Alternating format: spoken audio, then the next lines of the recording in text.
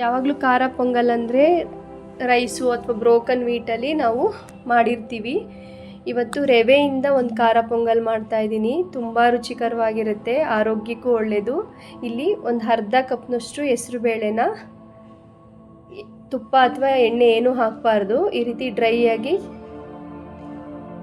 ಒಂದು ಘಮ ಬರೋವರೆಗೂ, ಒಂದು ಕಲರ್ ಚೇಂಜ್ ಆಗೋವರೆಗೂ ಹುರ್ಕೊಂಡ್ರೆ ಸಾಕು. ತುಂಬ ಪಾಯಸಕ್ಕೆಲ್ಲ ಏನು ಹುರ್ಕೊತೀವಲ್ಲ ಅಷ್ಟೊಂದು ಉರಿಬಾರ್ದು. ನೀವು ನಮ್ಮ ಚಾನಲ್ನ ಫಸ್ಟ್ ಟೈಮ್ ವಿಸಿಟ್ ಮಾಡಿದರೆ ನಮ್ಮ ಚಾನಲ್ ಸಬ್ಸ್ಕ್ರೈಬ್ ಮಾಡ್ಕೊಳ್ಳಿ. ನಾನು ಹಾಕೋ ರೆಸಿಪಿ ನೋಟಿಫಿಕೇಷನ್ ನಿಮಗೆ ಮಿಸ್ ಆಗದೆ ತಲುಪುತ್ತೆ.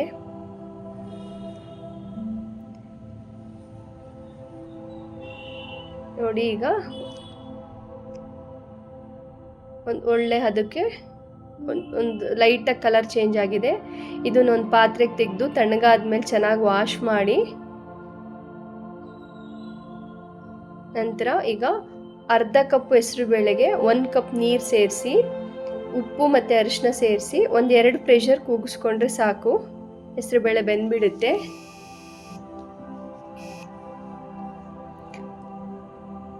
ಈಗ 1-2 ಸ್ಪೂನು ಅಡುಗೆ ಎಣ್ಣೆ, 1 ಸ್ಪೂನ್ ತುಪ್ಪ, ಒಂದು ಅರ್ಧ ಸ್ಪೂನಷ್ಟು ಜೀರಿಗೆ, 1/4 ಸ್ಪೂನಷ್ಟು ಮೆಣಸು, 10 ಗೋಡಂಬಿ, 1-2 ಇಂಚ್ನಷ್ಟು ಶುಂಠಿನ ಸಣ್ಣ ಕಟ್ ಮಾಡಿ ಸೇರಿಸ್ಕೊಳ್ತಾ ಇದ್ದೀನಿ.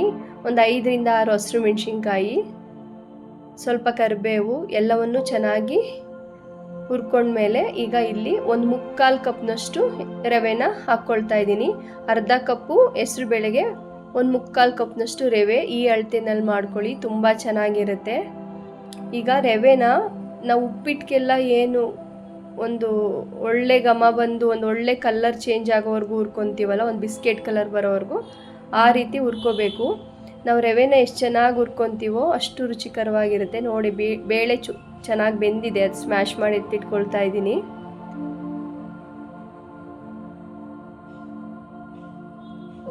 ಇದು ಬಾಕ್ಸ್ಗೆಲ್ಲ ಚೆನ್ನಾಗಿರಲ್ಲ, ಬಿಸಿ ಬಿಸಿ ಮಾಡಿ ತಿಂದರೆ ತುಂಬ ಚೆನ್ನಾಗಿರುತ್ತೆ. ನೈಟ್ ಡಿನ್ನರ್ಗೆ, ಬೆಳಗ್ಗೆ ಬ್ರೇಕ್ಫಾಸ್ಟ್ಗೆ ತುಂಬ ಚೆನ್ನಾಗಿರುತ್ತೆ, ಆರೋಗ್ಯಕ್ಕೂ ಒಳ್ಳೆಯದು, ಡೈಜೆಷನ್ ಈಸಿಯಾಗುತ್ತೆ ಇದು. ಈಗ ಬೇಳೆನ ಇದಕ್ಕೆ ಸೇರಿಸಿ ಯಾವುದೇ ಗಂಟಿಲ್ಲದೆ ನೀಟಾಗಿ ಮಿಕ್ಸ್ ಮಾಡ್ಕೋಬೇಕು.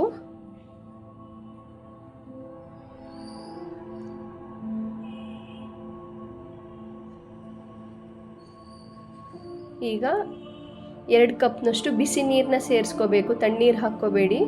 ಚೆನ್ನಾಗಿ ನೀರು ಕುದೀತಾ ಇರಬೇಕು, ಆ ಥರ ನೀರನ್ನ 2 ಕಪ್ನ ಸೇರಿಸ್ಕೊಳ್ತಾ ಇದ್ದೀನಿ. ಈಗ ಯಾವುದೇ ಗಂಟಿಲ್ಲದೆ ಚೆನ್ನಾಗಿ ಮಿಕ್ಸ್ ಮಾಡಿ,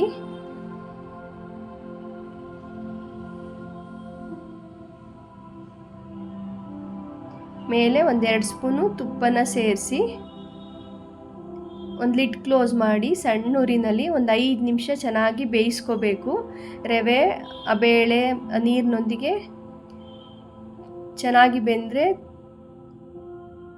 ತುಂಬ ರುಚಿಕರವಾಗಿರುತ್ತೆ. ಖಂಡಿತ. ಸ್ವಲ್ಪ ಉಪ್ಪು ಸಪ್ಪೆ ಅನ್ನಿಸ್ತು, ಮೇಲೆ ಕೊತ್ತಂಬರಿ ಸೊಪ್ಪನ್ನ ಹಾಕಿ ಮಿಕ್ಸ್ ಮಾಡಿದ್ರೆ ಬಿಸಿ ಬಿಸಿ ಪೊಂಗಲ್ ರೆಡಿ ಆಯಿತು. ಇದು ನಾನು ತೆಂಗಿನಕಾಯಿ ಚಟ್ನಿ ಸಾಂಬಾರ್ ಜೊತೆ ಸರ್ವ್ ಮಾಡ್ತಾಯಿದ್ದೀನಿ. ಖಂಡಿತ ನಿಮಗೆ ಇಷ್ಟ ಆಗುತ್ತೆ, ಟ್ರೈ ಮಾಡಿ. ಮತ್ತೆ ಸಿಗುವ ನೆಕ್ಸ್ಟ್ ವಿಡಿಯೋದಲ್ಲಿ. ಬಾಯ್.